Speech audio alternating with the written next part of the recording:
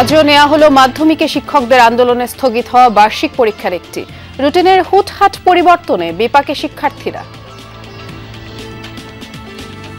আমাদের প্রিপারেশনটা একটু নষ্ট হয়ে গেছে, আমরা সেজন্যই আজকে একটু বাধ্যতামূলকভাবে শিক্ষকদের সম্মান জানিয়ে আমরা এখানে পরীক্ষাটা দিচ্ছি। পরীক্ষার সময় এ ধরনের আন্দোলন না করাই ভালো ছিল। জামায়াত ইসলামী সহ সিলেটে সমমনা ৮ দলের বিভাগীয় সমাবেশ। জাতীয় নির্বাচনের আগে গণভোট সহ ৫ দফা দাবি আদায় লক্ষ্য। ৪ বছরেও শেষ হয়নি নাটোরের ২ শিক্ষা প্রতিষ্ঠানের ভবন নির্মাণ। ৯০ ভাগ টাকা তুলে নিয়েছে ঠিকাদার। ঘটনা জানাজানির পর জোড়াতালি দিয়ে চলছে কাজ। নির্দেশনা অমান্য করে লক্ষ্মীপুরে নির্ধারিত স্ট্যান্ড ছাড়া যত্রতত্র চলছে পৌর টোল আদায়। অতিষ্ঠ পরিবহন মালিক ও শ্রমিকরা। বরগুনার বিষখালীতে আবারও শুরু হয়েছে ভাঙন। তীব্র হয়েছে দুই তীরের ৪৪ কিলোমিটার এলাকা। নদীর আগ্রাসী রূপে বিলীন হচ্ছে ফসলি জমি, বাড়িঘর আর স্থাপনা।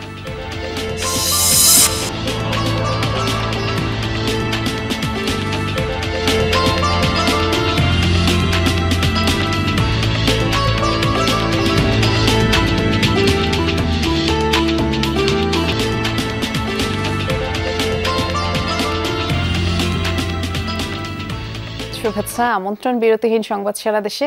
নুসরাত বৃষ্টির সাথে আছি। শিরোনামগুলো শুনছিলেন। দেশের বিভিন্ন স্থানে মাধ্যমিক শিক্ষকদের আন্দোলনের কারণে স্থগিত হওয়া বার্ষিক পরীক্ষার একটি আজ নেওয়া হয়েছে। একাডেমিক ক্ষতি পুষিয়ে নিতেই কর্তৃপক্ষের এই আয়োজন। শিক্ষা কর্মকর্তারা জানিয়েছেন, পরীক্ষার্থীদের সুবিধা এবং সময়সূচি স্বাভাবিক রাখতেই ছুটির দিনে পরীক্ষার সিদ্ধান্ত নেওয়া হয়। যদিও শিক্ষার্থীরা বলছে, এভাবে হঠাৎ রুটিন পরিবর্তনের কারণে তারা ঠিকমতো প্রস্তুতি নিতে পারেনি। সাপ্তাহিক ছুটির দিনে সকালে পরীক্ষার হলে প্রশ্নপত্রের উত্তর খোঁজায় মগ্ন ছাত্রছাত্রীরা। শিক্ষকদের আন্দোলনের কারণে মাধ্যমিকের স্থগিত হওয়া বার্ষিক পরীক্ষার একটি আজ দেশের বিভিন্ন স্থানে নেওয়া হয়। রাজশাহী, খুলনা, সিলেট, জামালপুর সহ বিভিন্ন জেলায় সকাল 10টা থেকে শুরু হয় আজকের পরীক্ষা। তবে শিক্ষার্থীরা জানান, হুটহাট রুটিন পরিবর্তনের কারণে পর্যাপ্ত প্রস্তুতি ছিল না তাদের। আমাদের প্রিপারেশনটা একটু নষ্ট হয়ে গেছে, আমরা সেজন্যই আজকে একটু বাধ্যতামূলকভাবে শিক্ষকদের সম্মান জানিয়ে আমরা এখানে পরীক্ষাটা দিচ্ছি। রুটিনটা ঠিক ছিল, পরে আবার এই যে দাবি করলো না, এটাতে একটু সমস্যা ছিল। পড়তে অনেক ঝামেলা হয়েছে, যদি আমাদের একটা চ্যাপ্টার কমপ্লিট হয়নি, তারপরও আলহামদুলিল্লাহ ভালো হয়েছে পরীক্ষা। ছুটির দিনে পরীক্ষা আয়োজনের বিষয়ে ক্ষুব্ধ অভিভাবকরাও জানান, বার্ষিক পরীক্ষার মধ্যে শিক্ষকদের এমন আন্দোলন অযৌক্তিক। পরীক্ষা না হলে মন মানসিকতা ভেঙে যায়, তারপরে অন্যভাবে সেটা বড় আগ্রহ হয় না। পরীক্ষার সময় এ ধরনের আন্দোলন না করাই ভালো ছিল। তারা পরীক্ষার আগে করতো আন্দোলন ছিল, অথবা পরে করতো। বাচ্চাদের 2টি পরীক্ষা স্থগিত হয়ে যাওয়ার কারণে আমরা বেশ উদ্বিগ্ন ছিলাম। তবে শিক্ষকদের দাবি, যৌক্তিক কারণেই আন্দোলনে ছিলেন তারা। ছাত্রছাত্রীদের একাডেমিক ক্ষতি পুষিয়ে নিতে বিশেষ ব্যবস্থায় পরীক্ষার আয়োজন করা হয়েছে বলে জানায় কর্তৃপক্ষ। অযৌক্তিক চিন্তা ভাবনা করে তো কেউ আন্দোলনে যায়নি, তাই না? আর এখন পরীক্ষা নেওয়া হচ্ছে, শিক্ষার্থী তো আমাদের, তাদের কোনো সমস্যা হোক এটা তো আমরা কখনোই চাইবো না। সরকার মহোদয় অতি শীঘ্রই এই দাবিগুলো পূরণ করবেন। সাময়িক অসুবিধার জন্য আমরা শিক্ষার্থীদের 1 এবং 2 তারিখে পরীক্ষা নিতে পারছিলাম না, এবং শিক্ষার্থীরা আনন্দঘন পরিবেশে পরীক্ষায় অংশগ্রহণ করছে। Saif Ahmed, Jamuna news. Air ambulance প্রস্তুত থাকলেও খালেদা জিয়ার শারীরিক অবস্থা বিবেচনা করে বিদেশে নিতে দেরি হচ্ছে বলে জানিয়েছেন ব্রিফিংয়ে ডাক্তার AZM জাহিদ হোসেন। বিকেলে রাজধানীর এভারকেয়ার হাসপাতালের সামনে এক ব্রিফিংয়ে তিনি বলেছেন, খালেদা জিয়ার সার্বক্ষণিক তদারকি করছেন মেডিকেল বোর্ডের সদস্যরা। আরও বলেন, সামাজিক যোগাযোগ মাধ্যমে অনেক গুজব ছড়াচ্ছে, সেগুলোতে কান না দেওয়ার আহ্বান তার। 13 দিন ধরে রাজধানীর এভারকেয়ার হাসপাতালে চিকিৎসাধীন খালেদা জিয়া। পাকস্থলীর জটিলতার কারণে গতকাল বিএনপি চেয়ারপারসনের এন্ডোস্কোপি করা হয়। শুরুতে কিছুটা রক্তক্ষরণ হলেও পরে তা নিয়ন্ত্রণে আসে। দেশি বিদেশি চিকিৎসকদের সমন্বয়ে গঠিত মেডিকেল বোর্ড তার শারীরিক অবস্থা পর্যবেক্ষণ করছেন। এদিকে শাশুড়ি খালেদা জিয়াকে নিতে দেশে এসেছেন তারেক রহমানের স্ত্রী ডাক্তার জুবাইদা রহমান। শুক্রবার 2 দফায় খালেদা জিয়াকে দেখতে হাসপাতালে যান তিনি, কথা বলেন চিকিৎসকদের সাথে।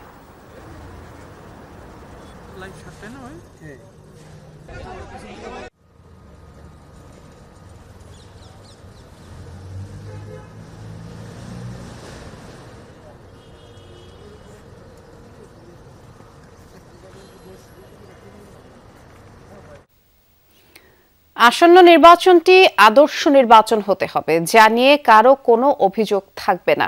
এক্ষেত্রে আইন শৃঙ্খলা পরিস্থিতি স্বাভাবিক রাখার বিষয়টি খুব গুরুত্বপূর্ণ বলে জানিয়েছেন পররাষ্ট্র উপদেষ্টা তৌহিদ হোসেন। সকালে রংপুর জেলা প্রশাসকের সম্মেলন কক্ষে জেলা ও পুলিশ প্রশাসনের সাথে মতবিনিময় সভা শেষে এসব কথা বলেন তিনি। তৌহিদ হোসেন বলেন, নির্বাচনে হেরে যাওয়ার সম্ভাবনা থাকলে ভোট কেন্দ্রে অনেক গন্ডগোল করার চেষ্টা করতে পারে, আর সেজন্য আইন শৃঙ্খলা বাহিনীকে প্রস্তুত থাকতে হবে। মতবিনিময় সভায় জেলা প্রশাসক, পুলিশ সুপার সহ অন্যান্য কর্মকর্তারাও উপস্থিত ছিলেন।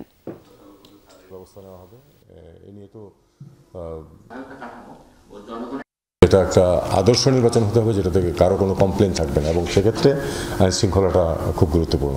কারণ যেই ক্যান্ডিডেটের হারার সম্ভাবনা, তিনি কিন্তু সবসময় গণ্ডগোল সৃষ্টি করার চেষ্টা করতে পারেন, এটা মনে রাখতে হবে।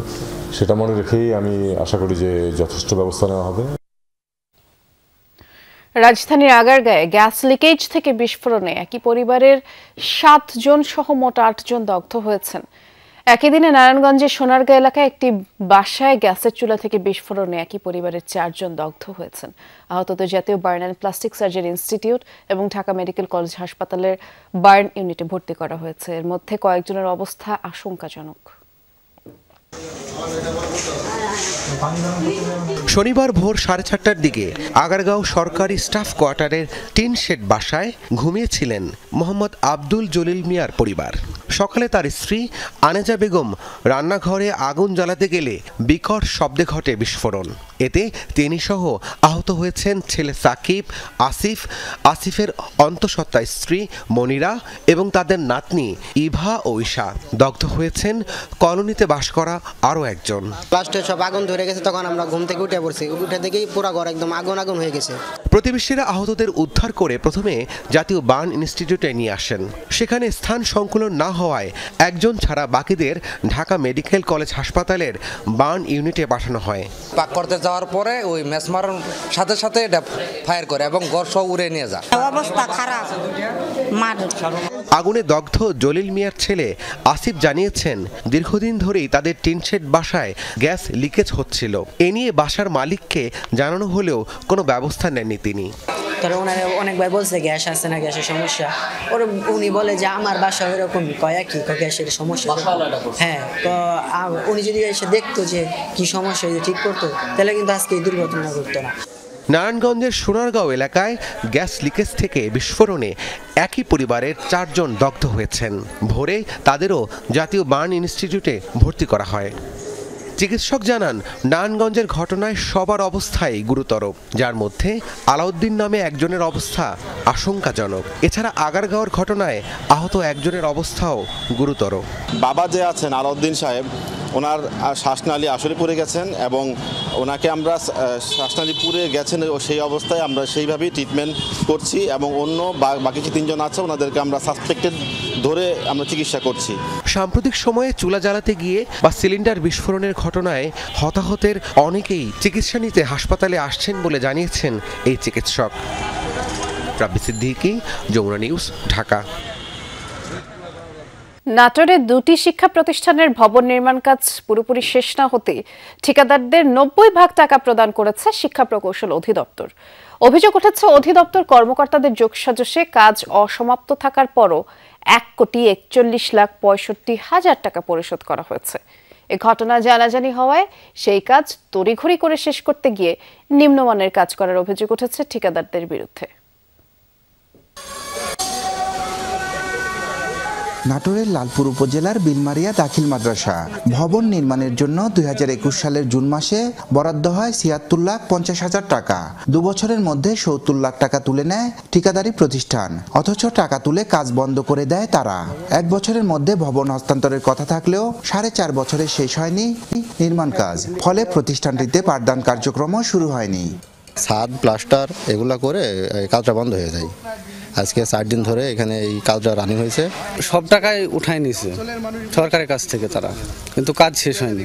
মাদ্রাসা ভবন নির্মাণের দায়িত্ব পায় যশোরের ঠিকাদারি প্রতিষ্ঠান মেসার্স আব্দুল মান্নান। এখনো কাজ বাকি 30%। ঘটনা জানাজানি হয় সম্প্রতি তড়িঘড়ি কাজে হাত দিয়েছে ঠিকাদারি প্রতিষ্ঠান। লুটপাটের সাথে আমরা জড়িতই নেই, এর মধ্যে কেন আমরা লুটপাট করবো? কন্ত এটা তো আসলে যারা বলছে বা যারা আপনারা শুনেছেন হয়তো, এটা সম্পূর্ণ অযৌক্তিক। 95% কাজ হয়েছে, আমরা 90% আমরা বিল দিয়েছি। একই চিত্র নাটোরের বারোঘরিয়া উচ্চ বিদ্যালয়েও ভবন নির্মাণের জন্য 2022 সালের মার্চে 85 লাখ টাকার কার্যাদেশ পায় জেলার মেসার সিপাত এন্টারপ্রাইজ। এখানেও বাকি 45% কাজ, অথচ 2 বছর আগে 71,65,000 টাকা বিল নিয়ে কাজ বন্ধ রাখে ঠিকাদার। সম্প্রতি দিনরাত কাজ করা হচ্ছে। 2022 সালে শুরু হয়েছে, 9 মাসে এই কাজটি শেষ করার কথা ছিল। ইট বালু থেকে শুরু করে সবকিছু নিম্নমানের। রাজমিস্ত্রি, রং মিস্ত্রি, টাইলস মিস্ত্রি, পানির মিস্ত্রি, কারেন্ট মিস্ত্রি, একবারে সব কাজ লাগে। মনে হচ্ছে যে এখানে একটা কি যেন শুরু হয়েছে। ঠিকাদাররা বলছেন বরাদ্দ স্বল্পতায় কাজ বন্ধ রাখা হয়েছিল, নতুন বরাদ্দ পাওয়ায় বাকি কাজ করা হচ্ছে। ভবন নির্মাণে অনিয়মের অভিযোগ অস্বীকার করেছেন তৎকালীন শিক্ষা প্রকৌশল অধিদপ্তরের সাবেক নির্বাহী প্রকৌশলী আসাদুজ্জামান। ফান্ড বন্ধ থাকার জন্য আমরা 80% কাজ করে রেখেছিলাম এবং ফান্ড আসার কারণে আমরা বাকি 20% কাজ শেষ করে বাকি টাকা হ্যান্ড ওভার করে বাকি টাকা নিয়ে নেব আমরা এখন। গুণগত মান বজায় রেখে কাজ করা হয়েছে এবং কৃত কাজ অনুযায়ী ঠিকাদারকে বিল প্রদান করা হয়েছে। এখানে কোনো প্রকার অগ্রিম বিল দেওয়া হয়নি। ঠিকাদারদের গাফিলতির অভিযোগ করেছেন বর্তমান নির্বাহী প্রকৌশলী। জানান দায়িত্ব পাওয়ার পর বন্ধ থাকা কাজ শেষ করতে তাগিদ দিয়েছেন তিনি। আমি তো ওই সাইডে 4-5 বার করে যাই এবং আমি কিন্তু ওখানে যে ম্যাটেরিয়ালস মিশাই, তারপর কিন্তু ঢালাই করতে দিই। আমি বলেছি যে কাজগুলো তাড়াতাড়ি শেষ করতে হবে, কারণ অনেক দিন হয়ে গেছে, তাহলে আমি কাজটা বাতিল করবো এবং বাতিল করার জন্য চিঠিও দিয়েছি। এই জন্য ঠিক আছে স্যার, আমার কাজটা বাতিল করে না, আমার অনেক ক্ষতি হয়ে যাবে, আমি কাজটা সব মিস্ত্রিকে তুলে দিব। আমি ভবন নির্মাণে অনিয়মের অভিযোগে গত 23 অক্টোবর 5 প্রকৌশলী ও 11 জন ঠিকাদারের অনিয়ম দুর্নীতি তদন্ত করতে ইডির প্রধান প্রকৌশলীকে চিঠি দিয়েছে শিক্ষা মন্ত্রণালয়। তদন্ত কমিটিও গঠন করেছে শিক্ষা প্রকৌশল অধিদপ্তর। নাজমুল হাসান, যমুনা নিউজ, নাটোর। ভর্তুকি দিয়ে কোনো শিল্পকে রক্ষা করা সম্ভব নয়, প্রয়োজন নিয়মিত দেশি বিদেশি কার্যকর বিনিয়োগ, এমনটাই বলেছেন শিল্প উপদেষ্টা আদিলুর রহমান খান। দুপুরে নাটোরের সুগার মিল পরিদর্শন করেন উপদেষ্টা। এ সময় তিনি বলেন, ভর্তুকি দিয়ে কোনো শিল্পকে দীর্ঘমেয়াদে বাঁচানো সম্ভব না। চিনি শিল্পকে লাভজনক পর্যায়ে আনার জন্য সকল চেষ্টা অব্যাহত আছে বলেও জানান তিনি। উপদেষ্টা জানান, শিগগিরই দীর্ঘদিন ধরে অবহেলিত নাটোরের উত্তরা গণভবনে উপদেষ্টা পরিষদের বৈঠক হবার কথা। এর আগে সুগার মিলে বৃক্ষরোপণ কর্মসূচিতে অংশ নেন শিল্প উপদেষ্টা।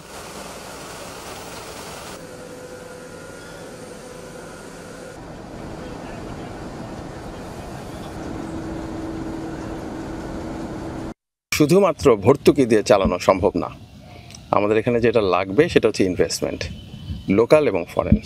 আমরা চেষ্টা করছি আমাদের অল্প সময়ের মধ্যে যেটুকু পারি সেই হিসাবে আমরা যোগাযোগও করেছি।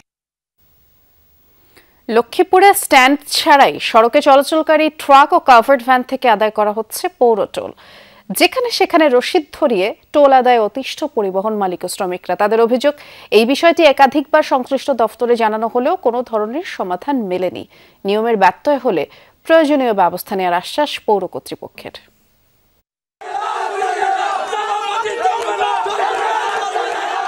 লক্ষ্মীপুরের বিভিন্ন আঞ্চলিক মহাসড়কে টোল আদায়ের প্রতিবাদে বিভিন্ন সময়ে বিক্ষোভে নামে পরিবহন মালিক শ্রমিকরা। এরপরও থামেনি নিয়ম বহির্ভূত টোল আদায়।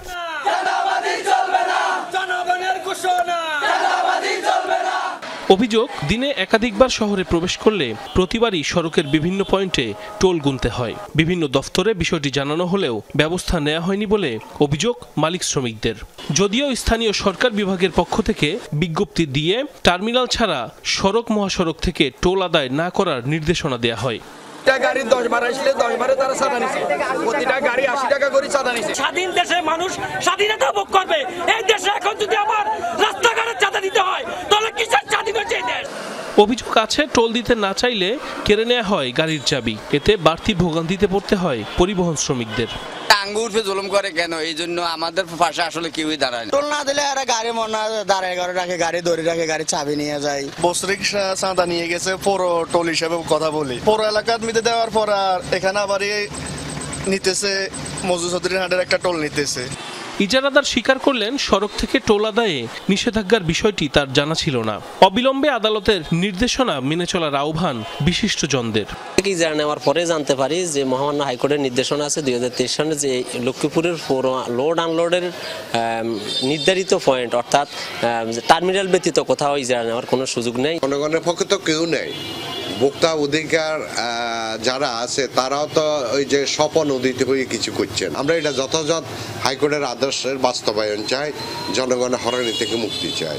পৌর প্রশাসক জানান, প্রতিবছর স্থানীয় বাস টার্মিনালটি ইজারার সময় সড়ক মহাসড়ক থেকে টোল না দিতে ইজারাদারদের জানিয়ে দেয়া হয়। বাস টার্মিনালের যে ইজারাদার এই বাস টার্মিনালের বাইরে কোথাও কোনো ধরনের কালেকশন করতে পারবে না, সে এটা স্ট্রিক্টলি প্রহিবিটেড এবং এটা আমরা নিষেধ করেছি তাকে। যদি ব্যত্যয় হয় সেক্ষেত্রে আমি পুলিশ সুপার মহোদয়কে বলেছি আইনের আওতায় নিয়ে আসার জন্য, যারা এই পৌর বাস টার্মিনাল ইজারা নিয়ে অন্যত্র বিভিন্ন ধরনের কালেকশন করছে। জেলা পুলিশের পক্ষ থেকেও নির্ধারিত স্থানের বাইরে টোল আদায় বন্ধের নির্দেশনা দেওয়া হয়েছে। আমরা বেশ কয়েক জায়গায় দেখেছি, আমরা মৌসুমহাট এলাকায় দেখেছি, আমরা পৌরসভার মধ্যে কয়েকটা পয়েন্টে দক্ষিণ স্টেশন উত্তর স্টেশন আমরা দেখেছি। আমরা তাদেরকে বেশ কয়েকবার সতর্ক করেছি এবং আমরা পৌর প্রশাসককেও আমরা জানিয়েছি। আমরা পৌঁছে তাদেরকে আমরা আবার জানাবো, যদি এরপরে যদি দেখি এই ধরনের কোনো অনিয়ম দেখে তবে আমরা আইনগত ব্যবস্থা নেব। সড়কে অবৈধ টোল আদায় বন্ধে নিয়মিত টহল দেওয়ার পাশাপাশি আরও কঠোর উদ্যোগ নেওয়া হবে এমন প্রত্যাশা ভুক্তভোগীদের। সাইফ আহমেদ, যমুনা নিউজ। যারা নির্বাচন নিয়ে এতদিন অস্থির হয়েছিল তারা এখন নির্বাচন পেছানোর ষড়যন্ত্রে লিপ্ত বলে অভিযোগ করেছেন সমমনা ইসলামী দলগুলোর নেতারা। সিলেটে 8 দলের বিভাগীয় সমাবেশে তারা এমন অভিযোগ করেন। পাশাপাশি সংস্কার ও নির্বাচন নিয়ে সকল ষড়যন্ত্র রুখে দেওয়া হবে বলেও উল্লেখ করেন তারা। দুপুর থেকেই খণ্ড খণ্ড মিছিল নিয়ে সমাবেশ স্থলে জড়ো হতে থাকেন নেতাকর্মীরা। এ সময় নেতাকর্মীদের হাতে দলীয় প্রতীক। বিকেল 3টার দিকে সমাবেশ স্থলে পৌঁছান কেন্দ্রীয় নেতৃবৃন্দ। খেলাফত মজলিসের মহাসচিব মাওলানা মামুনুল হক বলেন, আগামী নির্বাচন শুধু প্রতীকের নয়, এটি জুলাই সনদ বাস্তবায়নের নির্বাচন। গণভোটে যারা ন্যায়ের পক্ষে ক্যাম্পেইন করবে, জনগণ তাদের প্রত্যাখ্যান করবে বলেও মন্তব্য করেন তিনি। সমাগত 2026 সালের ফেব্রুয়ারির যে নির্বাচন, এটি শুধু প্রতীকের নির্বাচন নয়, এটি জুলাই সনদ বাস্তবায়নের লক্ষ্যে ঐতিহাসিক গণভোটেরও নির্বাচন।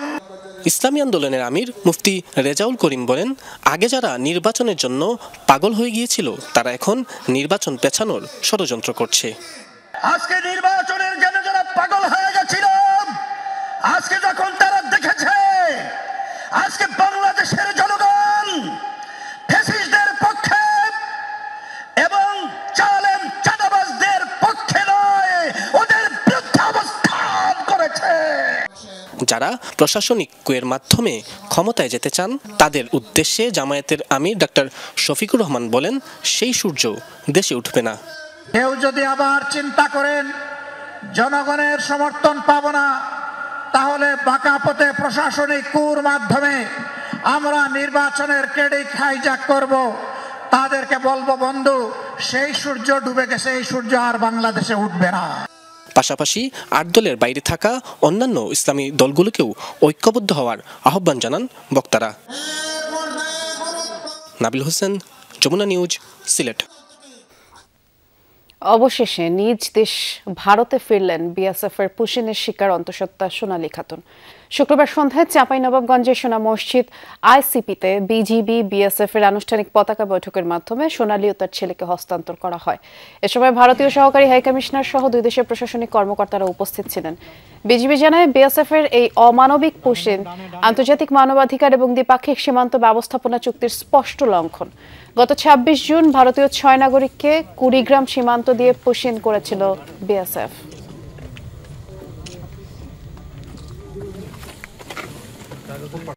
বাংলাদেশকে বলছি কি ধন্যবাদ, কি আমার নামাজ চলছে, প্রেগনেন্সির কখনো বাচ্চা হতে পারে, তার জন্য আমি গিয়েছি। আর বাংলাদেশেরও সরকার খুবই ভালো কি আমরাকে যেতে দিচ্ছে।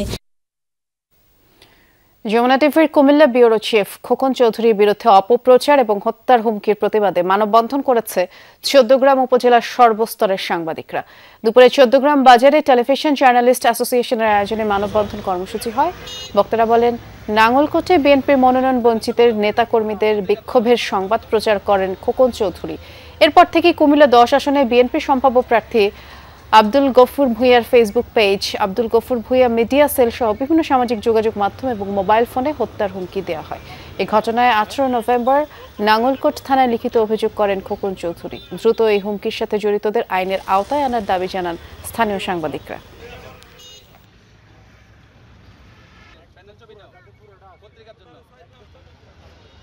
গোপালগঞ্জে এক কিশোরীকে ধর্ষণের অভিযোগ উঠেছে মাদ্রাসা শিক্ষকের বিরুদ্ধে। এমনকি ধর্ষণের ভিডিও ধারণ করে মানসিক নির্যাতন করা হয়েছে বলে দাবি পরিবারের। এই ঘটনায় মাদ্রাসার হেফজ বিভাগের ওই শিক্ষার্থী আত্মহত্যা করেছে। আত্মহত্যার পর এই বিষয়টি এলাকায় জানাজানি হলে গ্রেফতার হয় অভিযুক্ত দুজন। জোর কইরা মারে রুমের ভিতর নিয়ে হাসি আমি কিছু কমাতে তুমি চিক্কু দিবার পারলা না, কয় আমার মুখ বুঝেই ধরছিল মা, আমার মুখ বুঝেই ধরছে, আমি চিক্কু দিবার পারিনি। আমি চাই ওর ফাঁসিতে জ্বলবে ওর ম্যাডাম, আমি দেখবো। মেয়েকে কোরআনের হাফেজ বানাতে চেয়েছিলেন প্রবাসী বাবা। ভর্তি করেছিলেন বাড়ির পাশেরই এক মাদ্রাসায়। সেখানেই নির্যাতনের শিকার ওই কিশোরী। শিক্ষার জন্য পাঠাইছি মাদ্রাসায়, যাতে আমার মা বাবা মরলে দোয়া করতে পারে, কিন্তু হুজুর ওই আমার বোনরে এইটি করলো। ওই তেমনি কি কইয়া আমার বোনরে মাইরে এলাইছে। এই 8 দিন বলে পালাই রাখছি, কারো কাছে কিচ্ছু বলিনি, মান সম্মানের ভয়তে। মুকসুদপুর উপজেলার বামনডাঙ্গা গ্রামের এক মাদ্রাসা শিক্ষার্থীকে ধর্ষণের অভিযোগ উঠেছে। অভিযুক্ত মাদ্রাসারই এক শিক্ষক। পরিবারের দাবি, সপ্তাহখানেক আগে ধর্ষণ করা হয় ওই শিক্ষার্থীকে। এ সময় ধর্ষণের ভিডিও ধারণ করে রাখার অভিযোগ উঠেছে এক নারী শিক্ষকের বিরুদ্ধে।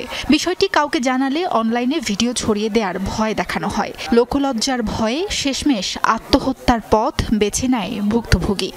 তুমি ওই হুজুরের সাথে বিয়ে বসো, নলে গেলা কিন্তু তোমার যা আমার কাছে আছে ভিডিও ফুটেজ যা আছে এগুলো আমি কিন্তু সব ফেসবুকে আপলোড করে দেবো, ঠিক আছে?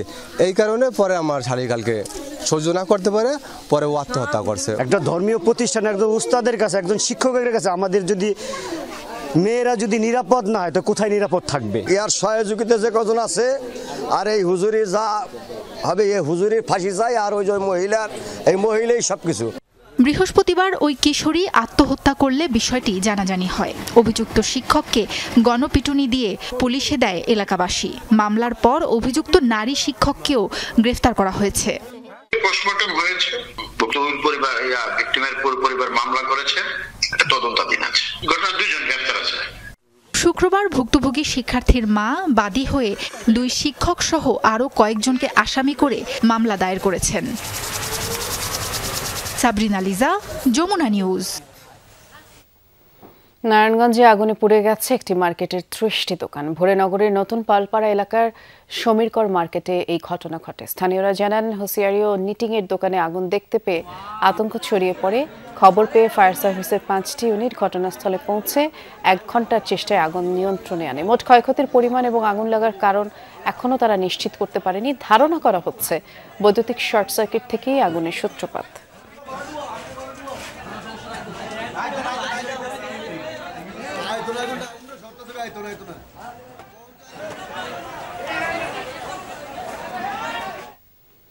গাজীপুরের টঙ্গীতে ছিনতাইকারীর ছুরিকাঘাতে এক ব্যক্তির মৃত্যু হয়েছে। সকালে বিআরটি প্রকল্পের টঙ্গী বাজার বাটাগেট এলাকায় এই ঘটনা ঘটে। পুলিশ ও স্থানীয়রা জানান, ঢাকার কেরানীগঞ্জে বিদ্যুৎ বিভাগে চাকরি করতেন সিদ্দিকুর রহমান। সকালে অফিসের উদ্দেশ্যে বাসা থেকে বেরিয়ে বিআরটি প্রকল্পের উড়াল সেতুর উপর বাসের জন্য অপেক্ষা করছিলেন তিনি। এ সময় কয়েকজন ছিনতাইকারী তার সাথে থাকা নগদ টাকা এবং মোবাইল ছিনিয়ে নেওয়ার চেষ্টা করে। বাধা দিলে ধারালো অস্ত্র দিয়ে সিদ্দিকুরকে আঘাত করে তারা। এতে ঘটনাস্থলেই মৃত্যু হয় তার। খবর পেয়ে মরদেহ উদ্ধার করে মর্গে পাঠায় পুলিশ। এ ঘটনার পর পরিবারের পক্ষ থেকে একটি মামলা করা হয়েছে। জড়িতদের গ্রেফতারে কাজ করছে পুলিশ।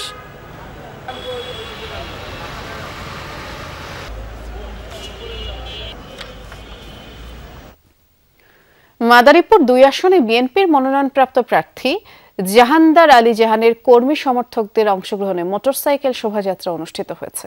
বেলা 12টার দিকে মাদারীপুর শহর থেকে এই শোভাযাত্রা শুরু হয়ে মোস্তফাপুর, রাজৈর, চেকেরহাট এলাকার গুরুত্বপূর্ণ পয়েন্ট ঘুরে দুপুরে মাদারীপুর চৌরাস্তায় এসে শেষ হয়। নেতাকর্মীরা জানান, এই কর্মসূচি নির্বাচনী গণসংযোগকে আরও গতিশীল করবে, দলের শক্ত অবস্থান তুলে ধরবে। শোভাযাত্রায় মাদারীপুর জেলা বিএনপির যুবদল, ছাত্রদল, স্বেচ্ছাসেবক দল সহ অন্যান্য অঙ্গ সংগঠনের নেতাকর্মী ও সমর্থকরা অংশ নেন।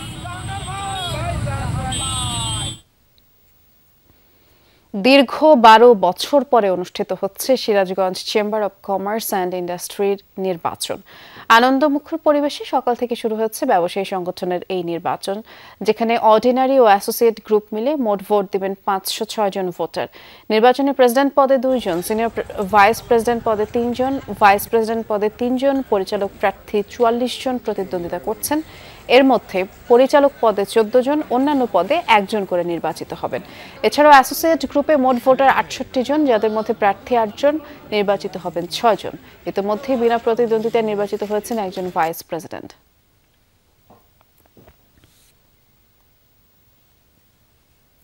বারো বছর পর সিরাজগঞ্জ চেম্বারে একটি নির্বাচন হতে যাচ্ছে।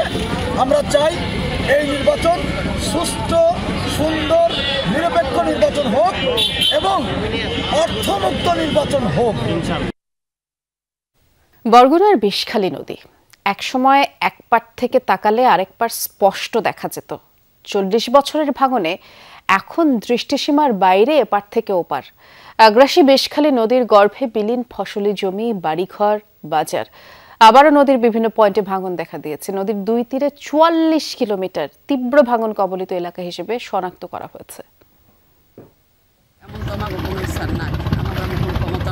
নূরজাহান বেগম প্রায় 50 বছর আগে বরগুনা সদর উপজেলার নলটনা গ্রামে বধূ হয়ে আসেন। এখন যেখানে দাঁড়িয়ে কথা বলছেন সেখান থেকে প্রায় 1 কিলোমিটার দূরে ছিল তার বসতঘর। তবে বিষখালী নদীরক্ষা বাঁধে 4 বারের ভাঙনে চোখের সামনে বিলীন হয়ে যায় নূরজাহান বেগমের বসত ভিটা ও জমি। এখন যেখানে বসত বাড়ি রয়েছে এতটুকুই তার শেষ সম্বল। তাও যদি আগ্রাসী বিষখালীর গর্ভে চলে যায় তাহলে পক্ষাঘাতগ্রস্ত স্বামী ও সন্তানদের নিয়ে কোথায় দাঁড়াবে সেই চিন্তার ভাঁজ তার কপালে। আমার বিয়ে হয়েছে পর হইতে তো এই 4 বেরিয়ে গেছে, এইতে তো দেখি যে সব নামাক তো নামিয়ে গেছে। এখন তো আমরা এই কিনেরায় আইছি, কিনেরায় আইয়া এখন আমাকে এই বাড়ির মধ্যেই 14-15টা ঘর, এখন তো হ্যাঁ নামিয়ে। শুধু নূরজাহানি নয়, এই নলটনা গ্রামের এক সময়ে সম্ভ্রান্ত পরিবারগুলো সর্বস্ব হারিয়ে চলে গেছে এলাকা ছেড়ে। বহু বছর আগেই বিলীন হয়ে গেছে পানি উন্নয়ন বোর্ডের অফিস। বিলীনের পথে নলিবন্দর, হাটবাজার ও শিক্ষা প্রতিষ্ঠান। সহায় সম্বল হারিয়ে উদ্বাস্তু হয়েছেন হাজার হাজার পরিবার। আমরা এখন নদীতে বিলীন হয়ে গেছে। আমার দাদা হয়তো আমার 50 থেকে 60 কিলো সম্পত্তি চলে গেছে। দোতলা অফিস আসলে অব্দ অফিস, এজালা হাজারখানি মানে বাড়িঘরে আর আসলে তাও ভাঙ্গে চুরিয়ে গেছে। নলিবাজ বন্দর, এটা হচ্ছে বন্দর প্রায় 200 বছর আগে বন্দরটা আমাদের। এই নলি বন্দর এখন এই নদী ভাঙ্গনের জন্য বিলীন হয়ে যেতেছে। ভাঙন কবলিত এলাকার মানুষ ঘর ও ফসলি জমি রক্ষায় টেকসই বাঁধ নির্মাণের দাবি জানিয়েছেন। বিগত দিনে আমাদের এখানে অনেকগুলো রিং বেরিয়ে দেওয়া হয়েছে সাময়িক সময়ের জন্য, মানে পানি ঠেকানোর জন্য, কিন্তু মূলত এতে আমাদের কিন্তু ভাঙন প্রতিরোধ হয় নাই। আমরা টেকসই বেরিয়ে মানে নদী ভাঙনের জন্য ব্লক চাই আমরা। বিষখালী নদীর 2 তীরের 44 কিলোমিটার এলাকা তীব্র ভাঙন কবলিত হিসেবে শনাক্ত করেছে পানি উন্নয়ন বোর্ড। ভাঙন রোধে প্রকল্প অনুমোদনের জন্য শিগগিরই ব্যবস্থা নেওয়া হবে বলে জানালেন এই কর্মকর্তা। আমরা আশা করি যদি সেই সরকার সেই প্রকল্প অনুমোদন করে আমরা ওই জায়গাগুলো ভাঙন রোধে এবং এই এলাকার মানুষের ফসল এবং জানমাল রক্ষায় টেকসই বাঁধ আমরা নির্মাণ করতে পারবো। পানি উন্নয়ন বোর্ডের তথ্য মতে বরগুনায় 805 কিলোমিটার বেড়িবাঁধ রয়েছে, যার মধ্যে নদী ভাঙনের কারণে প্রায় 50 কিলোমিটার বাঁধ ঝুঁকিতে রয়েছে। জারিন অর্নি, যমুনা নিউজ।